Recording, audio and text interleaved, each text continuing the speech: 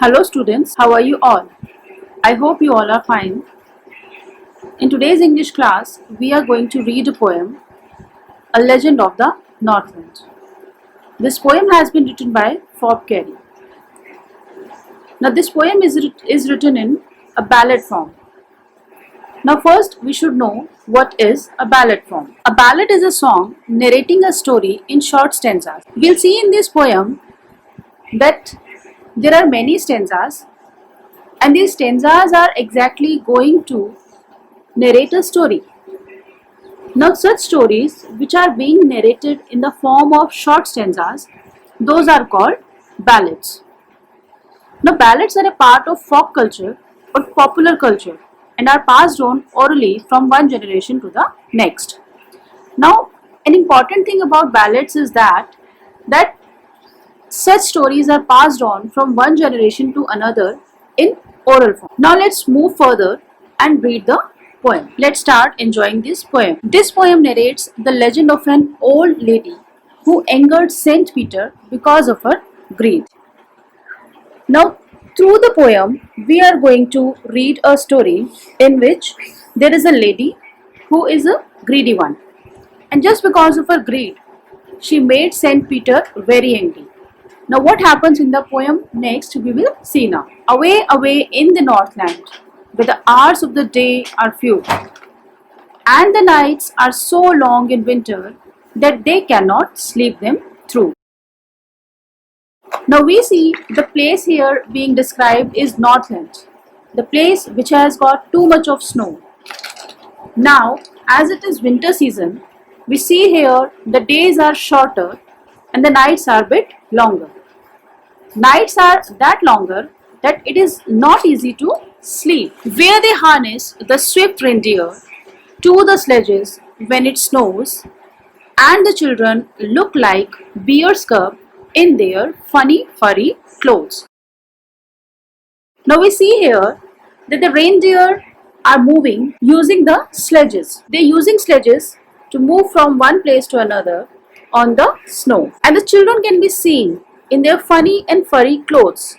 Children can be seen in winter wears and they exactly look like bear cubs, babies of the bear. They tell them a curious story. I don't believe this true, and yet you may learn a lesson if I tell the tale to you.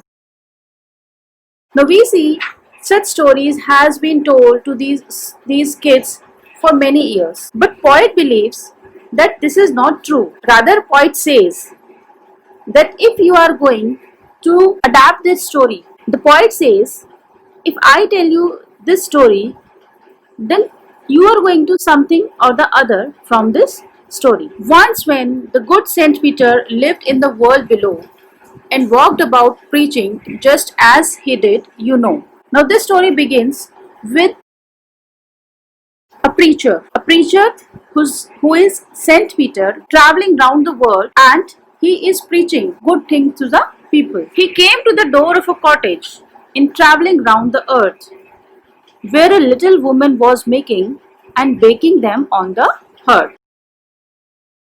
Now the preacher, Saint Peter, while traveling round the earth, he has reached to a cottage where a little woman, she is baking some of the cakes. She is making cakes using a furnace. The word here is hearth. Hearth means furnace, or in Hindi it is called angiti. And being faint with fasting for the day, he asked her from her store of cakes to give him a single one. Now we see the saint has been traveling. The saint is almost about to faint because he is fasting. He has not eaten anything for almost a day. Now he is demanding just a single cake from the store, of that lady. So she made a very little cake, but as it baking lay, she looked at it and thought it seemed too large to give away. Now the lady has started baking a little cake.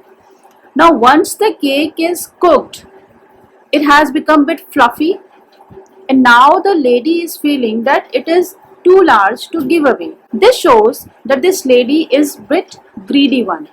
She doesn't want to give away a large cake to someone, therefore she needed another and still a smaller one. But it looked when she turned it over as large as the first had done. Now what she decided? She decided that she is going to make another cake for Saint Peter, the cake which would be smaller than the earlier one.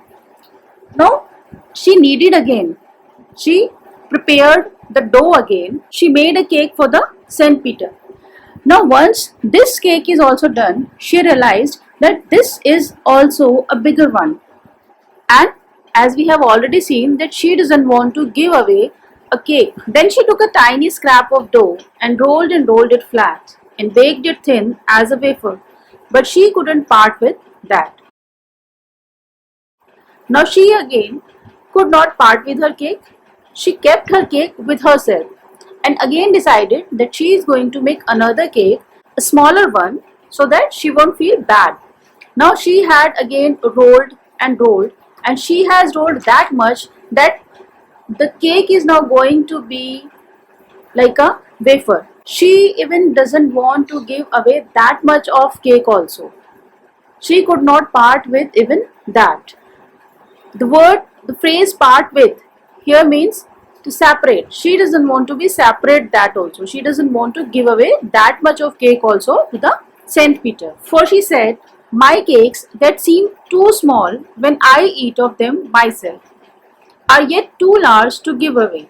So she put them on the shelf. Now she tried thrice, but she could not part away with any of the cake prepared by her. And she is thinking that when I eat my cake, I feel that they are too small. But now when I am planning to give it to someone else, they seem too large. They seem too large to give away. So what she did at the end? She did not give any of the cake to Saint Peter and she put them all on the shelf. Then good Saint Peter grew angry, for he was hungry and faint, and surely such a woman was enough to provoke a saint.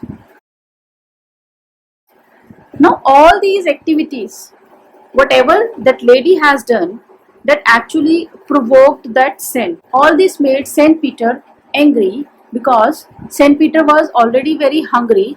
He was almost about to faint and all these things made him very angry. And he said, you are far too selfish to dwell in a human form, to have both food and shelter and fire to keep you warm. Now Saint felt very bad. He said that you are a very selfish lady. You are not good to be a human. You should not live in a human form, to have both food and shelter and fire to keep you warm. Saint said that you are not a good to be a human form. You should not have food, you should not have shelter, and you should not have a warm place to live in. Now you should build as the birds do, and shall get your scanty food by boring and boring and boring all day in the hard dry wood. Now the saint is almost about to give away a curse to that lady, that you should be a bird. Now the saint said that you should start doing everything again and again. You should start your life as a bird do. You should get your scanty food by boring and boring and boring. You will have to do everything from beginning now. Then she went up through the chimney, never speaking a word, and out of the top flew a woodpecker, for she was changed to a bird. The lady just flew through the chimney. She could not utter a single word. She could not say anything, and she flew as a woodpecker from the chimney. Now that lady has been changed into a bird. She had a scarlet cap on her head, and that was left the same. But all the rest of her clothes were burned black as a coal in the flame. Now when she got curse from the Saint Peter, she was wearing a scarlet cap. She was wearing a red colored cap. that scarlet cap was the only thing which left the same. Otherwise, whatever she was wearing, whatever clothes she was wearing, they all burnt. They all burnt black as a hole in the flame. And every country schoolboy has seen her in the wood where she lives in the trees till this very day, boring and boring for food.